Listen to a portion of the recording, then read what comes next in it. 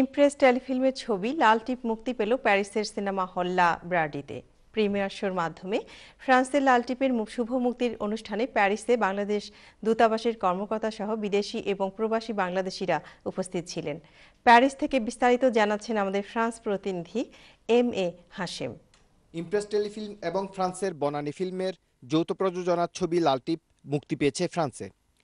লাল টিপ ছবির premiere show উপলক্ষে প্যারিসে অনুষ্ঠিত হয়েছে জমকালো আয়োজন। লাল টিপের প্রিমিয়ার অনুষ্ঠানে চ্যানেল আই ও ইমপ্রেস টেলিফিল্মের ব্যবস্থাপনা পরিচালক ফরিদুর রেজা সাগর, ফ্রান্স অংশের নির্বাহী প্রযোজক কাজী এনায়েতুল্লাহ, ফ্রান্সে বাংলাদেশ দূতাবাসের কর্মকর্তারা সহ ছবিটির ফরাসি অভিনয় শিল্পীরা উপস্থিত ছিলেন।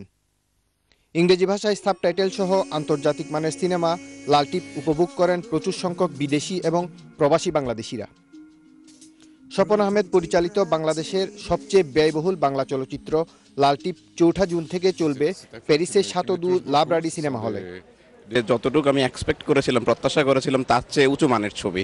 ফ্রান্সে শুভ মুক্তির পর সিনেমার প্রযোজকরা পর্যায়ক্রমে ইউরোপের বিভিন্ন দেশে লাল টিপ ছবিটি মুক্তি দেওয়ার ঘোষণা দেন।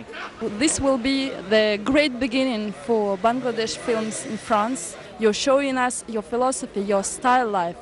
ছবিটা অনেক ভালো হয়েছে, সব বাঙালিরা এই ছবিটা দেখবেন।